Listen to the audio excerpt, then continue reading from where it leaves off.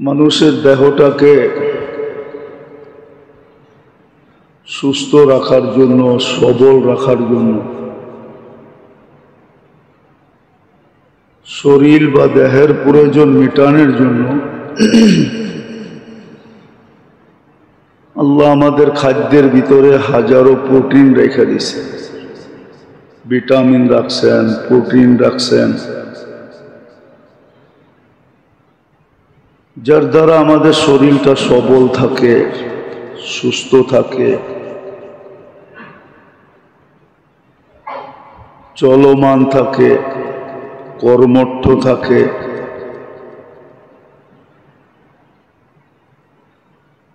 আর অক্লান্ত পরিশ্রমের যোগ্যতাও থাকে, যার কারণে মানুষ কখনো শারীরিক পরিশ্রম করায় সক্ষম হয়, কখনো ব্রেন দ্বারা পরিশ্রমেও সক্ষম হয়। ৮ ঘন্টা পরিশ্রম করে, কখনো 12 ঘন্টা করে, এমনও দেখা যায় মানুষ 16 ঘন্টা পরিশ্রম করে। এটা আল্লাহ জাল্লে জালালুহু আম্মা নওয়ালুহুর ইহসান যে খাদ্যের ভিতরে ভিটামিন রাখছেন, প্রোটিন রাখছেন, বিভিন্ন ধরনের উপাদান রাখছেন। আমরা খাইতে থাকি, সজীব হইতে থাকি, সুস্থ থাকি, সবল থাকি, কর্মঠ থাকি। এটা তো সারা দুনিয়া এক বাক্যে মাইনা নেবে, কেউ এটার ভিতরে বিরোধ করবে না। এমনকি যে আল্লাহকে বিশ্বাস করে না সেও বিরোধ করবে না। আর আল্লাহকে যে বিশ্বাস করে সে তো করবে না, চিরসত্য। বড় মনোযোগ দিয়ে শুনতে হবে, নাইলে বুঝে আসবে না। আর যেটা বুঝে না আসে এটা করাও সহজ হয় না। আর যখন বুঝে আসে তো করাটা অনেক সহজ হয়। প্রবাদ বাক্য এটাই বলে। এই জন্য বাংলায় একটা প্রসিদ্ধ প্রবাদ বাক্য আছে, কোন জায়গায় বলে বন্দের মন, কোন জায়গায় বলে বন্ধুর মন, যদি থাকে বন্ধুর মন নদী পাড়িতে কতক্ষণ। কোনো কিছু দ্বিধা হয় না। এই জন্য বুঝার জন্য মনোযোগ চাই। যত বেশি মনোযোগ হবে আর কথা শোনার ব্যাপারে যত বেশি মনোযোগী হব, তত বেশি দিলের ভিতরে কাঁদবে, বসবে, আমল সহজ হবে। তো যেটা বুঝাইতেছিলাম, কথাটা যদিও সূক্ষ্ম, কিন্তু তারপরও ধ্যান দিলে বুঝে আসবে। আর এটা আল্লাহর ওয়াদা। দিনী কথা যে যত মনোযোগ দিবে, আল্লাহর অঙ্গীকার, ওয়াদা, আমি তাকে বুঝাইও দিব, আবার কঠিনটাকে সহজও করে দিব। এটা আল্লাহর ওয়াদা। এই জন্য খুব মনোযোগ দিয়া আমাদের পান করা হোক আর ভক্ষণ করা হোক, প্রত্যেকটা জিনিসের ভিতরে আল্লাহ আমাদের স্বাস্থ্যের জন্য, সবলতার জন্য, সুস্থতার জন্য। এই জন্যই কোনো কবি লিখছিলেন, যদিও আমরা হয়তো কোনোদিন শুনি নাই আর শুনলেও মনে নেই, এই জন্য কোনো লেখক, কোনো মনীষী লিখছিলেন, ভালো মতে বুঝতে হবে। इलाज हो सके दवा से, इलाज हो सके ग़िज़ा से, परहेज करो दवा से। इलाज अगर हो सके ग़िज़ा से, ग़िज़ा बुझें, खाद्य द्वारा यदि चिकित्सा संभव है तो परहेज करो दवा से। মেডিসিন খাওয়া ছেড়ে দাও, কেননা আমাদের খাদ্যের ভিতরে আল্লাহ দেহের জন্য সবকিছু রেখে দিয়েছেন। আরেকটা প্রবাদ বাক্য আছে, প্রবাদ বাক্য না, মনীষীর কথা, ওটা আরো উচ্চাঙ্গের। इलाज हो सके दुआ से, परहेज करो दवा से। চিকিৎসা যদি দোয়া দিয়া হয় তাহলে ওষুধের কোনো ওষুধ ছেড়া দাও। দুটোটাই সোনার অক্ষরে লেখার মতো, সোনার পানি দিয়ে লেখার মতো কথা। যদিও আমাদের মাথার উপর দিয়ে উড়া যাবে, আমাদের কাছে কোনো মূল্য হবে না, কিন্তু যার কাছে মূল্য আছে, খুব আছে, যে এলাজ হো সকে গেজা সে, এটাও কোনো ডাক্তারেরই লেখা। কোনো হাকিম, দেহ সম্বন্ধে যারা খুব জানে, গভীর জ্ঞানের অধিকারী, সে যেটা জানে ওইটাই সে লেখছে। এলাজ হো সকে গেজা সে, পরহেজ করো দাওয়া সে। যদি খাদ্য দ্বারা চিকিৎসা সম্ভব হয়, আর সম্ভব, দুনিয়া দেখতেছে। এই জন্য আগেও বলছি, এখনো বলতেছি বুঝানোর জন্য। মদিনা মুনাওয়ারায় আল্লাহর রসুল সাল্লাল্লাহু আলাইহি ওয়াসাল্লামের জামানার পরে পারস্যের সবচেয়ে বড় ডাক্তার বা হাকিম ক্লিনিক খুলছিলেন, কিন্তু কোনো রোগী পাইতেছিলেন না। অনেক বড় আশা নিয়ে আসছিলেন, কেননা ইসলামের ক্যাপিটাল, রাজধানী মদিনা মুনাওয়ারা, সারা দুনিয়ার থেকে সারাদিন লোকজন আসতে থাকে। ভাবছে ব্যবসা জমজমাট হবে। এখন তো আর পারস্য কেউ আসে না, খুব কমই আসে। কিন্তু রুগী যখন পাইতেছিল না, তো মানুষকে জিজ্ঞাসা করতেছিল, ভাই রুগী নাই কেন, রোগ নাই কেন? বলবে এটা তো জানি না। বলছে তোমাদের খাদ্যের পদ্ধতি কি? বলে যা আমাদের রাসূল সাল্লাল্লাহু আলাইহি ওয়াসাল্লাম বলছেন আমরা ওইভাবেই খাই। বলছে খাইতে কিভাবে? বলছে তো বলছে আমাদেরকে বলছে লা তাকুল হাত্তা তাজু, খিদা না লাগলে কখনো খায়ও না, চাই সামনে সোনা থাকুক। খিদা না লাগলে খায়ও না, যদি সোনাও সামনে থাকে, স্বর্ণও যদি থাকে। আমরা তো যা পাই তাই খাইতে থাকি, ঠিক না? বিনা পয়সায় পেলে তো কোনো ছাড়ই নেই, ঠিক না? দাওয়াত সাওয়াত পাইলে তো বিনা পয়সাই, ঠিক না? খাইতে থাকে। তো বলছে খিদা না লাগলে খাও না। আমরা খিদা না লাগলে খাই না। বলছে দ্বিতীয় আমাদেরকে বলছে ইদা আকালতা ফালা তাশবা, যখন খাবে তো পেট ভরা খাবে না। আর আমরা তো মাশাআল্লাহ চিন্তা করি আরেকটা স্টোমাক দিলে ভালো হতো। দাওয়াতে সাওয়াতে গেলে মুখ রুচিকর খানা হইলে খুব খাইতে থাকি দাবায়া, ঠিক না? তো বলছে যখন খাবে তো পেট ভরা খাবে না। আল্লাহর রসুলের কথা। হ্যাঁ, ডাক্তারদেরকে পাগল বানায় দিছে এই দুই শব্দ। বলছে তৃতীয় আরেকটা বলছে পেটকে 4 ভাগ করবে, খাওয়া 3 ভাগ করবে, খাওয়ার আগেই 1 ভাগকে পানি দিয়ে ভরা দিবে, 1 ভাগ খাদ্য 1 ভাগ খালি।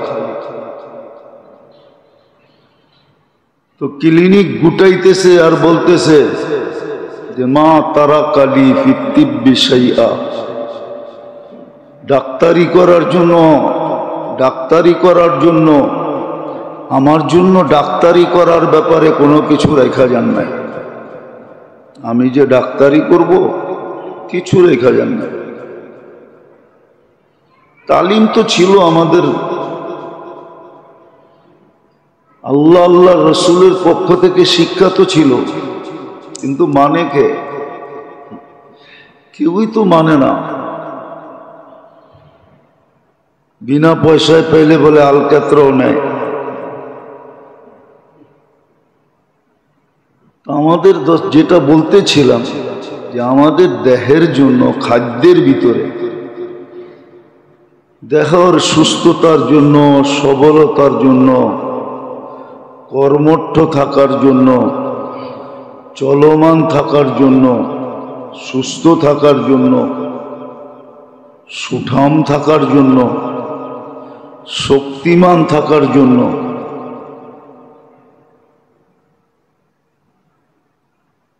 আল্লাহ খাদ্যের ভিতরে সবকিছু রাখছেন। সব কিছু খাদ্যের ভিতরে রাখছেন।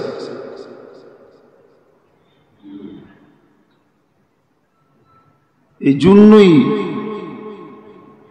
যে ডাক্তারি বিদ্যা সম্বন্ধে বড় অভিজ্ঞ ছিল সেই লেখছেন এটা।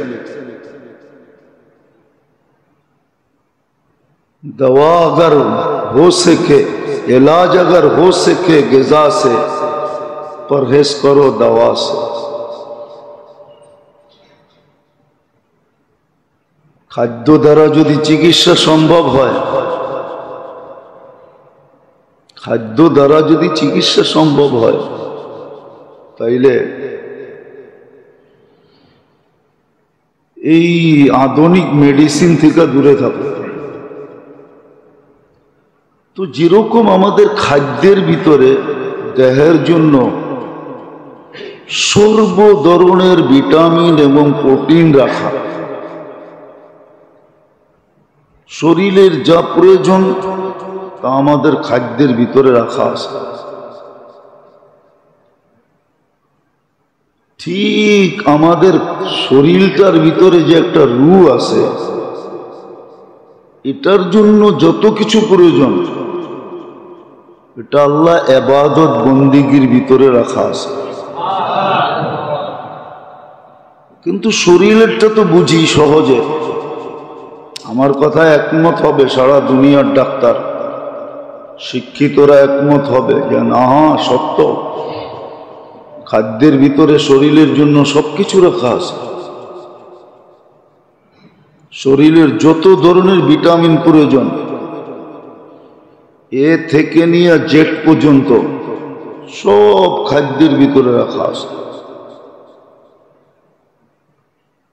কোন খাদ্য এরকম আছে যে একটার ভিতরেই সবকিছু রাখা আছে, কোন খাদ্য এরকম আছে যে 2, 4, 5টা 10টা একটার ভিতরে ঢুকায় দিছে। আমরা জানি না, আমরা জানি না, এই জন্য ব্যবহারও করতে পারি না। আবার ব্যবহার পদ্ধতিও জানি না যে কিভাবে ব্যবহার করতে হয়। খাদ্য পদ্ধতিও আমরা জানি না যে খাদ্যের পদ্ধতি কি হবে, এটাও আমরা জানি না। খুব কম মানুষ জানে।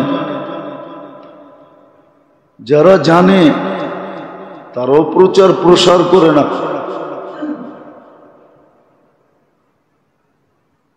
আর প্রচার প্রসার এই জন্য করে না যে আমাদের মেন্টালিটি অন্যরকম হয়ে গেছে, কেউ সঠিক কথা মানতে চায় না। কেউ সঠিক কথা, যদিও কোরআনে হুকুম ছিল, কোরআনে হুকুম ছিল, কোরআনে হুকুম ছিল ওয়াসাল আহলা যিকরি ইন কুনতুম লা তা'লামুন, যদি না জানো তো বিজ্ঞ মানুষকে জিজ্ঞাসা করো, এদের সাথে চলো, এদের পিছে চলো, এদেরকে মাইনা চলো। কিন্তু এমন এক সময় চলে আসছে সবাই ওই বরিশালের প্রবাদ বাক্য, মুই কি কম বুঝি, মুই কি শিক্ষিত কম? আমরাও তো কিছু জানি, জ্ঞান দিতে হবে না। এই জন্য এখন যারা জানে ওরাও যা বলে না, ওরাও আরো প্রবাদ বাক্যের উপরে আমল করে যে উলু বনে মুক্তা ছড়ায় লাভ নাই। উলু বনে, উলু চিনেন? এটাও তো মনে হয় চিনেন না। উলু বনে মুক্তা ছড়ায়, উলু চিনেন? এটাও তো চিনেন না। কি দিয়ে বুঝাবো আপনাদেরকে? তাহলে তো কথা বোঝেনি না আপনারা। উই পোকা আছে না, উই পোকা, ওটা উলু বলে। ওটা যেখান থেকে ওঠে ও মাটির ভিতরে থাকে, বর্ষাকালে বাহির হয়, মাটিকে বালু বানায় দেয়, বিনষ্ট করে ফেলে, ওটার ভিতরে লুকায়া থাকে। বর্ষা যখন হয় আর আলো যখন দেখে তো ছুটতে থাকে, ওটারে পতঙ্গ বলে। এই জন্য প্রবাদ বাক্য আছে, উলু বনে মুক্তা ছড়ায় না, মানে ছড়ায় কোনো লাভ নাই। এই জন্য যারা জানে ওরাও বলে না, জানে। জাতির মেন্টালিটি ভিন্ন হয়ে গেছে, না মনোযোগ দিয়ে শুনে, না প্রয়োজন মনে করে, কিচ্ছু না, ভাবে আমিও তো বুঝি।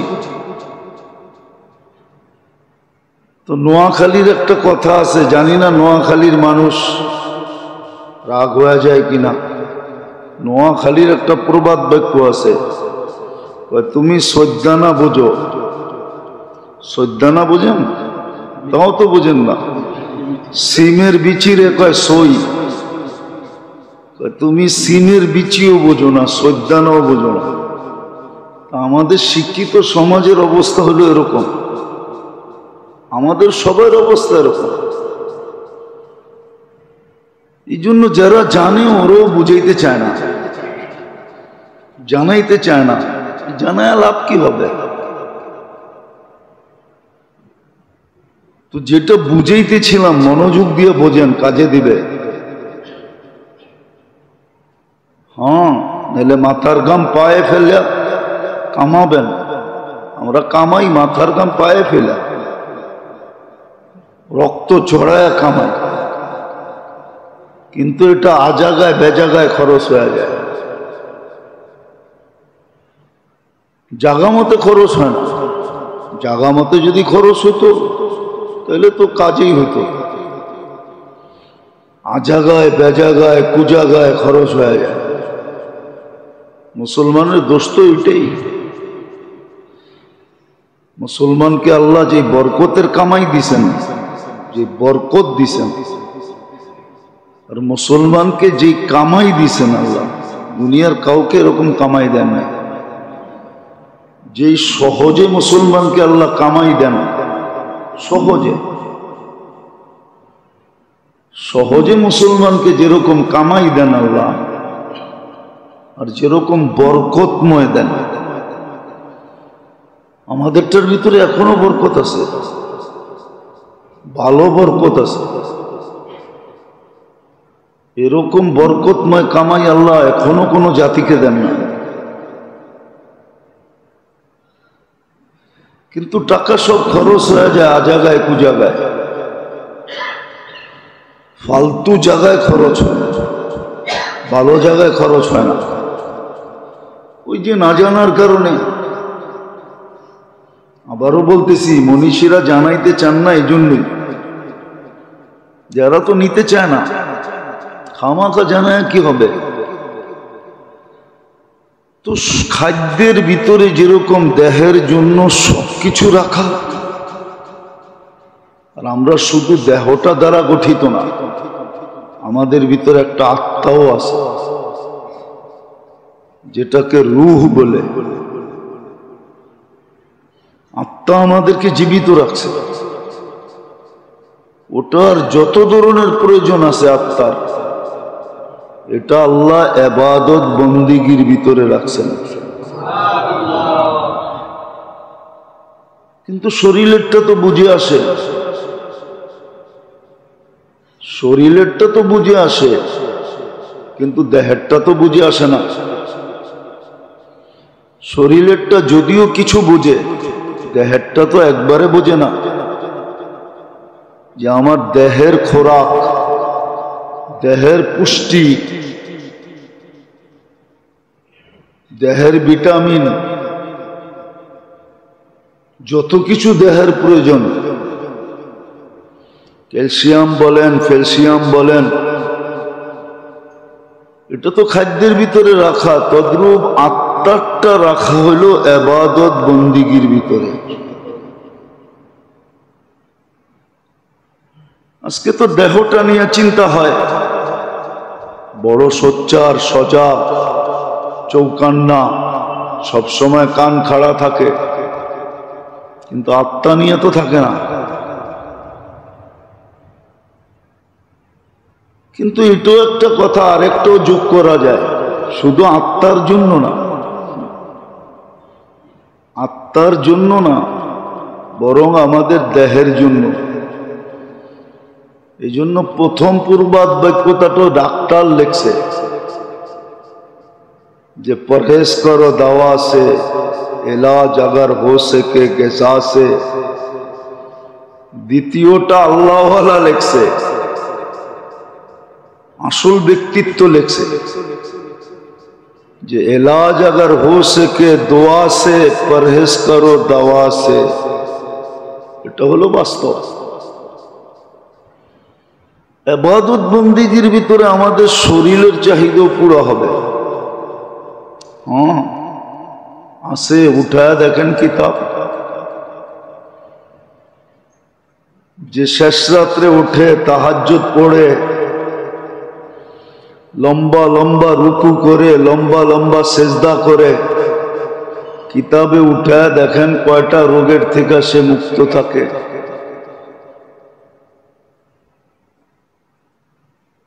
কিতাব উঠায় দেখেন, বেরাস তো ঘন্টা ভর করি, ঠিক না? গ্রাম দেশও এখন দেখা যায়, শহরও দেখা যায়, গেঞ্জি একটা গায়ে, গামছা একটা কাঁধে, বেরাস একটা মুখের ভিতরে নিয়ে মারতেছে আর হাঁটতেছে। হ্যাঁ হ্যাঁ, মনে হয় ভুল বলতেছি। হ্যাঁ, দেখছেন এরকম অহরহ গ্রামে দেখা যায়, শহরও দেখা যায়। শোয়ার আগে ব্রাশ করতেছে ঘন্টা ভর, এমন ভাবে করতেছে মাঝে মাঝে মন চায় ডাইকা বলি একটা সিরিজ কাগজ আনলেই তো হয়,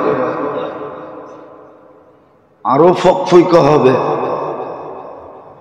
অথচ মেসওয়াকের ভিতরে 70টা রোগের শেফা, অথচ মেসওয়াক করে না। মেসওয়াক, অথচ ব্রাশ করার ভিতরে কয়টা রোগের শেফা? কোন ডাক্তার বলতে পারবে একটা রোগের শেফা? চ্যালেঞ্জ, ওর কিতাবে লেখা আছে কিনা? নাই তো। ডাক্তার ডুক্তার একটাও চোখে দেখতেছি না। শুধু মুখটা পরিষ্কার হবে, এটাই তো। কিন্তু মেসওয়াকে তো 70 রোগের শেফা। যেমন ইবাদত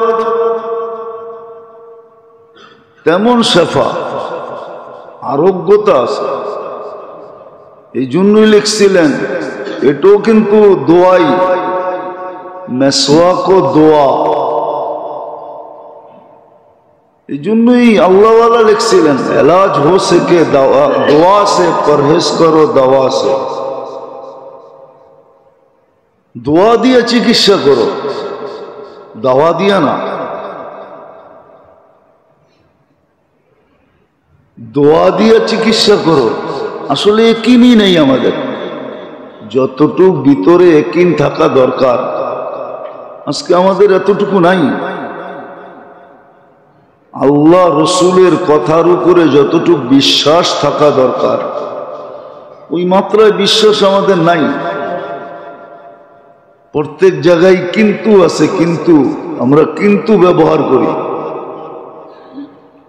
বা কিভাবে এটা ব্যবহার করি। যতটুক বিশ্বাস থাকা দরকার এতটুক নাই। থাকলে তো সত্যই হইতো, যাদের ছিল ওনারা উপকৃত হয়েছেন, নাহলে আবু দারদা রাদিয়াল্লাহু তাআলা আনহুর কাহিনী কিতাবে কেন আসবে যে একজন দুইজন আয়েশা সাক্ষী দিতেছে, চোখে দেখা বলতেছে তোমার ঘরটা চলে গেছে, পুরা পাড়া চলে গেছে, তোমার ঘর থাকে কই? তোমার ঘরটা তো পাড়ার ভিতরেই ছিল। আর উনি প্রত্যেকবার বলতেছে চাইন থেকে আমারটা চলে নাই। চতুর্থ ব্যক্তি জিজ্ঞাসা করছে, তিনজন সাক্ষী দিল, দুইজন দিলেই তো হইতো, তিনজন তো দিল, তুমি এরকম দৃঢ়তার সাথে কেমনে বললা যে তোমার ঘর জ্বলে নাই? মহল্লা এরকম ধোঁয়ায় আচ্ছন্ন ছিল যে বোঝা যাইতেছিল না, মনে হইতেছিল তোমারটাও জ্বলে গেছে। বলছে শোন, আমি দোয়া পড়া বাহির হয়েছি, আল্লাহর রসুল যেই দোয়া শিখাইছেন ওটা পইরা সকালবেলা ঘরের থেকে বাহির হয়েছি, সূর্য ডোবা পর্যন্ত আমার ওইখানে কোনো হঠাৎ বিপদ আসতে পারে না। আসলে আমাকে বইলা কয়া তারপরে আসবে, মোবাইল কইরা তারপরে আসবে, হঠাৎ আসতে পারে না। তো বলছে আবু দারদা সত্যই পুরা মহল্লাটা পুরা গেল, তোমার বাড়ির একটা, ওই যুগে তো বাড়ি আর বিল্ডিং ছিল না, টিন শিনো ছিল না, খেজুর পাতার ছাউনি ছিল যে একটা পাতা পর্যন্ত পড়ে নাই। একিন ছিল, আমাদের একিন নেই। আমরা সবাই এলাম বাবালা সুফি। বাবালা বোঝেন? ভিতরে কিছু নাই, রাগ হয় না, আমি বুঝানোর জন্য বলতেছি, ভিতরে কিচ্ছু নাই, খালি পাগড়ি সাগড়ি জুব্বা সুব্বা পুরা ভাব এরকম ধরছে যে উনি জমানার কুতুব। কথাবার্তা এরকম বলে মনে হয় যে বাস আল্লাহর সাথে ওনার চেয়ে হট লাইন কারো নাই। আরেকটা শব্দ বলতাম কিন্তু এটা শোভনীয় হবে না, এই জন্য বলি নাই, আরেকটা শব্দ আছে আমার কাছে, বলতাম, রাগ হয় না কিন্তু বুঝানোর জন্য বলতেছি। আসলে ভিতরে কিচ্ছু নাই, ভিতরে কিচ্ছু নাই, ভাব ধরে চলে। জুমার দিন দেখবেন কিছু লোক আসে সমাজের সাইজা গাইজা পারফিউম সারফিউম লাগায়া পাঞ্জাবি সাঞ্জাবি এরকম আসে, সবার শেষে সবার মাথার উপর দিয়ে টপকাইতে টপকাইতে সামনে আসে, ভাবভঙ্গি এরকম দেখায় যে মনে হয় বাস আল্লাহরে মনে হয় একবারে নামায়া লোকে নিয়ে আয়া করছে। সেটি হলো ভাবভঙ্গির সুফি। আমরা সব এলাম কি ভাবভঙ্গির সুফি। এটার একটা শব্দ আছে কিতাবে আরবিতে, ওজব বলে এটাকে, ওজব, ওজব আলা, এরা ওজব, নিজে নিজে নিজেকে অনেক কিছু ভাবে, আসলে টোকাইলে দেখা যাবে ভিতরে কিচ্ছু নাই, ভিতরে কিচ্ছু নেই, কিচ্ছু নেই। আমরা দেখি মাঝে মাঝে দেখি, মাঝে মাঝে দেখি যে লেনদেনে এত কাচ্চা, লেনদেনে একবারে কাচ্চা, এত কাচ্চা যে বলা বাহুল্য কাচ্চা, অথচ সারা দুনিয়া মনে করো বড় কুতুব। কেননা বেশভূষাই এরকম, বেশভূষাই এরকম। যাক, এটা আমার আলোচ্য বিষয় না, কথায় কথা চলে আসলো এই জন্য বললাম। তো শরীরের জন্য যেরকম খাদ্যের ভিতরে আল্লাহ শরীরের সমস্ত প্রয়োজন, সর্ব ধরনের ভিটামিন বলেন, ক্যালসিয়াম বলেন, প্রোটিন বলেন, যা কিছু তা বলেন, যেটা শরীরের দরকার ওটা খাদ্যের ভিতরে রাখা। এমনকি আমাদের পানির ভিতরে পর্যন্ত রাখা। হ্যাঁ, নাইলে ডাক্তার কেন পরিমাণ বলবে এতটুকু পানি খান? চিকিৎসা আছে দুনিয়াতে, আমরা করি না, চাইনিজরা করে চিকিৎসা। ওদের 70% চিকিৎসা হয় পানি দিয়া, পানির তরতিব দিয়া, এমন তরতিবে পানি পান করে। হ্যাঁ, আল্লাহ দিছিলেন আমাদের দেশে। পাটের শাক তো শুধু আমরা কি করে খান? ডাল দিয়েই খান, নাইলে এমনি ভাজি করে খান, ঠিক না? হ্যাঁ, এটুকুই তো শিখছি, আর তো শিখি নাই। যা দেখেন চায়নারা পাটের শাক কি দিয়া খায়, আমরা তো শুধু সাজনা খাই, ঠিক না? তাও অনেকে খায় না। কি কেউ সাজনার নাম শুনলো নাক ছিটকায়। আঠা যুক্ত না, ওই যে একজন নাক ছিটকাইতেছে, সাজনা পছন্দ করে না, সাজনা পছন্দ করে না। অথচ যা দেখেন ব্রাজিলে সাজনার শিকড় পর্যন্ত, পুরা গাছ তো গাছ, পাতা তো পাতা, শিকড় পর্যন্ত এক্সপোর্ট হয়। যান সান ফ্রান্সিসকোতে, আমি নিয়ে যাবো আপনাদেরকে, আমেরিকার কত বড় ফ্যাক্টরি, শুধু সাজনা দিয়ে ওষুধ বানায়। হ্যাঁ, ওইখানে চিপ কেমিস্ট্রি আমাদের বাংলাদেশে,